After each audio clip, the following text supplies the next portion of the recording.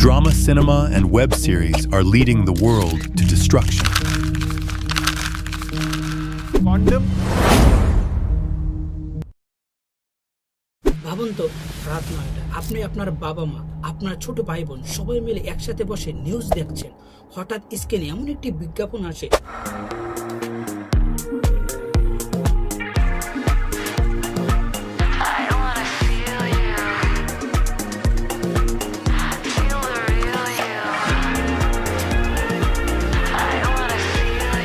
আপনার ঘরে অস্বস্তিকর নীরবতা নিয়ে আসে। কেউ কারো দিকে তাকায় না, শিশুরও প্রশ্ন করতে চায়, কিন্তু আপনি বিষয়টা পাল্টিয়ে দেন। কিন্তু এখানে একটি প্রশ্ন ওঠে, ওর মাথায় কি ঢুকলো?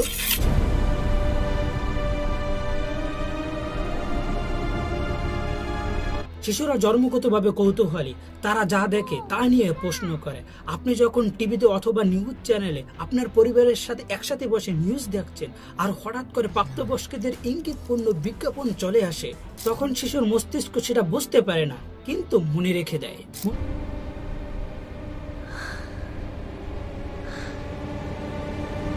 মনোবিজ্ঞান বলে শিশুদের অসচেতন মন খুব দ্রুত ছবি বা ইঙ্গিত ধারণ করে। তারা পুরো বিষয়টা বোঝে না, কিন্তু কিছু একটা আলাদা বোঝা যায়। সমস্যা এখানে, তারা ব্যাখ্যা পায় না, আর তারা যখন ব্যাখ্যা পায় না, তখন তারা ব্যাখ্যা খুঁজতে থাকে ইন্টারনেটে, বন্ধুদের কাছে এবং গোপনে। একজন 8 থেকে 10 বছরের শিশু যখন এমন কন্টেন্ট দেখে, তখন তার ভিতরে 3টি জিনিস শুরু হতে পারে: অস্বস্তিকর কৌতূহল, এবং লজ্জা, এবং বিভ্রান্তি, এবং গোপন অনুসন্ধান। এগুলো সঠিক গাইডলাইন ছাড়া যদি বাড়তে থাকে, তাহলে ভবিষ্যতে আচরণগত সমস্যা দেখা দিতে পারে। আমি বলছি না বিজ্ঞাপনই সব সমস্যার কারণ।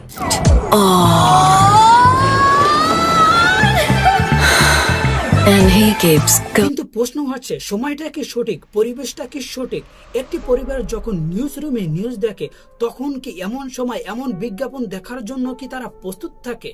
বিষয়টা পরিষ্কার করা দরকার। এটা শুধু কন্ডোমের বিজ্ঞাপন না, আরো আছে ইনার ওয়াল বিজ্ঞাপন, বেরাপেন্টির বিজ্ঞাপন, স্যানিটারি ন্যাপকিনের বিজ্ঞাপন, বিভিন্ন প্রাপ্তবয়স্কের ইঙ্গিতপূর্ণ প্রোডাক্টের বিজ্ঞাপন। এসব বিজ্ঞাপন কি সম্পূর্ণ ভুল? না।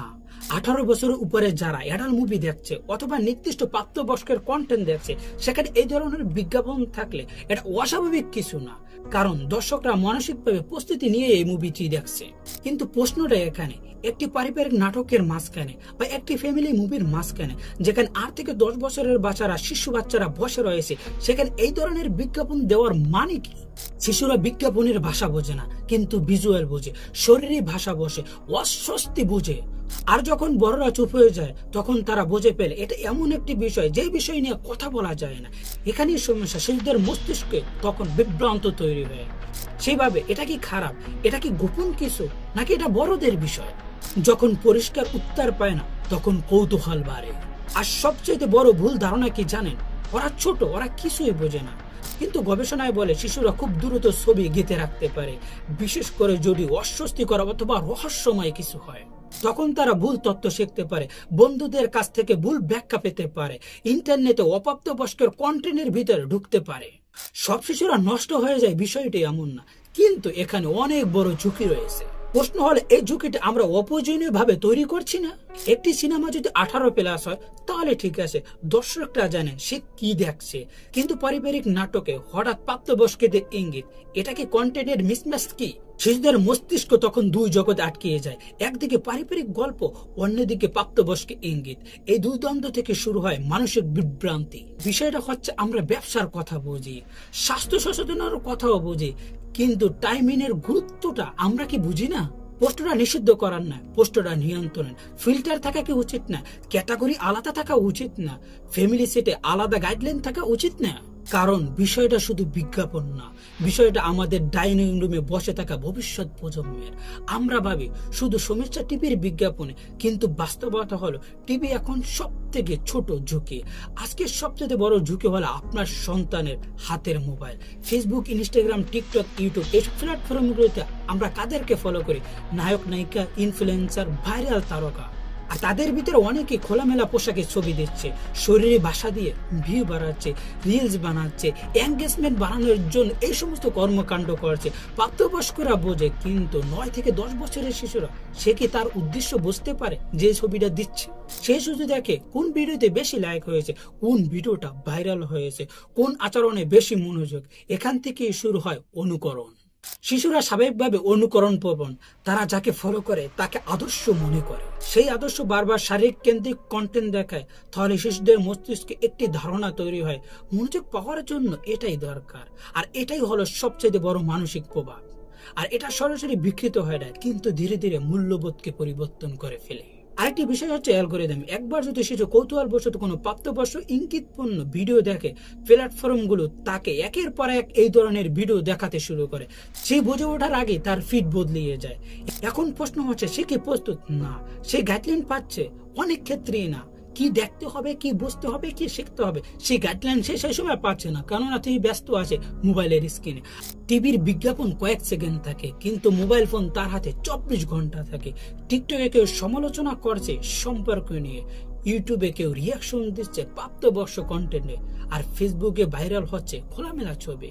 শিশুরা এগুলোই দেখছে চুপচাপ, আর আমরা ভাবছি সে গেমস খেলছে, কিন্তু ওর মস্তিষ্কে অন্য কিছু ঢুকছে। শিশুদের ভবিষ্যৎ একদিনে নষ্ট হয় না, ধীরে ধীরে দৃষ্টিভঙ্গি বদলায়, মনোযোগের সংজ্ঞা বদলায়, সম্পর্কের ধারণা বদলায়, এবং একদিন আমরা বলি প্রজন্ম নষ্ট হয়ে গেছে, প্রজন্ম বদলিয়ে গেছে। কিন্তু প্রশ্ন হলো, আমরাই তো তাদেরকে পথ দেখাইছি। আমরা অনেক সময় বলি মোবাইল ফোন খারাপ, টিভি খারাপ, ইন্টারনেট খারাপ, কিন্তু সত্যটা কি এত সহজ? একটি মোবাইল নিজে নিজে কিছুই বানায় না, টিভি নিজে নিজে কিছুই তৈরি করতে পারে না, কন্টেন্ট তৈরি করে মানুষ। আজ আমাদের তারকা, নায়ক নায়ক, ইনফ্লুয়েন্সার এবং ওয়েব সিরিজ নির্মাতারা, তারা জানে তাদেরকে কারা দেখে। শুধু প্রাপ্তবয়স্করা তাদেরকে দেখে না, কিশোর দেখে, স্কুল পড়ুয়ারা দেখে, শিশুরাও দেখে। তাহলে তাদের দায়িত্ব কোথায়? যখন খোলামেলা পোশাক, ইঙ্গিতপূর্ণ সংলাপ, অতিরিক্ত শারীরিক আবেদনকে গ্ল্যামার বানানো হয়, তখন শিশুরা কি শিখছে? মনোযোগ পাওয়ার সংজ্ঞাই বদলিয়ে যাচ্ছে, সম্মানের সংজ্ঞা বদলিয়ে যাচ্ছে, সম্পর্কের মূল্যবোধ বদলিয়ে যাচ্ছে। আমি বলছি না সব অপরাধের জন্য সিনেমা বা ওয়েব সিরিজ দেয়, কিন্তু একটি কথা আমরা অস্বীকার করতে পারি না, কন্টেন্ট মানুষের মানসিকতায় প্রভাব ফেলে। যখন ধারাবাহিকভাবে উত্তেজিত কেন্দ্রিক দৃশ্য, ইঙ্গিতপূর্ণ গল্প, সংবেদনশীল বিষয়কে বিনোদন বানানো হয়, তখন সমাজের চিন্তার ধরন বদলাতে শুরু করে ধীরে ধীরে, নিঃশব্দে। বাংলাদেশে প্রায় আমরা দেখি সংবেদনশীল খবর নাটকীয়ভাবে উপস্থাপনা করা হয়, ভিউ বাড়ানোর জন্য অতিরঞ্জিত করা হয়, মাঝে মাঝে অসম্পূর্ণ অথবা বিভ্রান্তিমূলক তথ্য ছড়ানো হয়। প্রশ্ন এখানে, রেটিং এর চাইতে ভবিষ্যৎ প্রজন্ম বড়? সবচেয়ে বিপজ্জনক জায়গাটা কোথায় জানেন? যখন বিনোদন এবং উত্তেজনার সীমারেখা মুছে যায়। শিশুরা তখন ভাবতে শুরু করে এটাই স্বাভাবিক, কিশোররা তখন ভাবতে শুরু করে এটাই আধুনিকতা, আর সমাজ ধীরে ধীরে সংবেদনশীলতা হারাতে থাকে। কিন্তু আবার একটি কথা মনে রাখতে হবে, শুধু তারকা অথবা মিডিয়াকে দোষ দিলেই সমাধান আসবে না, কারণ দর্শকরাও শক্তি রাখে। আমরা কি দেখি, কাকে ফলো করি, কোন ধরনের কন্টেন্ট আমরা ভাইরাল করি, সেটাও একটি বার্তা দেয়। আজকের প্রশ্নটা খুবই সহজ, আমরা কি এমন এক ভবিষ্যৎ প্রজন্ম দেখতে চাই যেখানে আমাদের সন্তানরা সম্মান, সংযম আর মূল্যবোধ নিয়ে বড় হবে, নাকি এমন একটি পরিবেশ যেখানে মনোযোগ পেতে হলে শুধু উত্তেজনা তৈরি করতে হবে?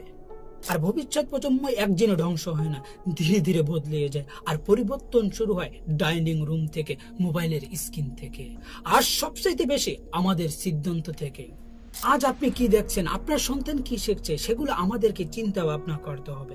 যেভাবে আমাদের সমাজের নায়ক নায়িকারা এবং বিশেষ করে আমাদের বাংলাদেশের পপুলার তারকারা, তারা আমাদের সমাজকে সবচেয়ে বেশি ধ্বংসের দিকে নিয়ে যাচ্ছে।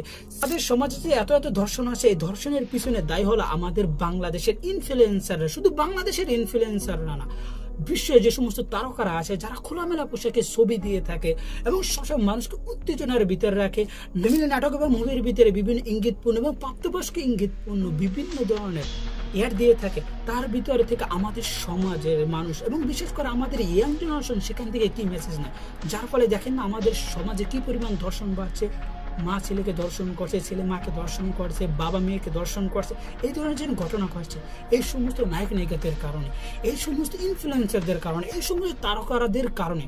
কারণ মানুষ যাই দেখছে তাই অনুকরণ করছে, এবং মানুষ যেটা বেশি দেখে, মানুষ একবার দেখে বিশ্বাস করে না, মানুষ দুইবার দেখে বিশ্বাস করে না, মানুষ তিনবার দেখে বিশ্বাস করে না।